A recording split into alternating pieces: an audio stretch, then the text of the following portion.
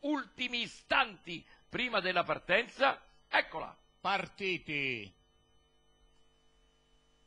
In vantaggio dalla Caraca davanti a Brigliadoro, Whipperwish, Technicus, Ammambo, dalla Cara, Nick Tommaso, Mujahidov, Caffeina, Cat Code,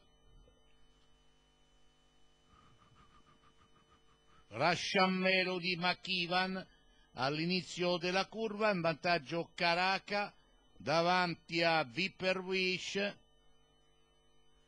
Pistonesi, Brigliadoro, Dalla Cara, Sammambo, Technicus, Zampogna, Russian Melody, Nick Tommaso poco prima dell'ingresso in dirittura, in vantaggio Caraca davanti a Pistonesi, Brigliadoro e Whipperwish. I cavalli entrano in dirittura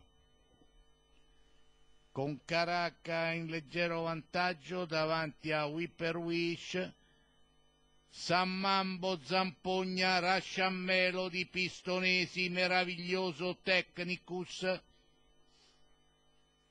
Makivan e sempre in leggero vantaggio Caraca, attaccata all'esterno da Whipperwish, seguono Dalla Cara, Meraviglioso, Zampogna, passa Meraviglioso davanti a Whipperwish, Caraca, Zampogna, Sammambo, Makivan in vantaggio Meraviglioso davanti a Zampogna, Sammambo e Mujahidov, Caffeina è facile Meraviglioso davanti a Zampogna, Sammambo e Mujahidov, Caffeina.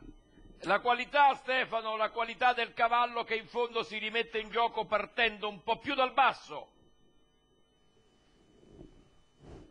Certo.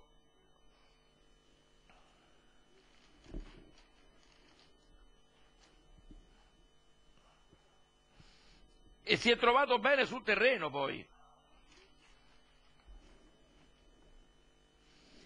Allora, con i numeri, Piero, Meraviglioso, numero... Allora, primo numero 3, Meraviglioso, al secondo posto l'8 Zampogna e poi al terzo il 5 San Mambo, versione ufficiale di Piero,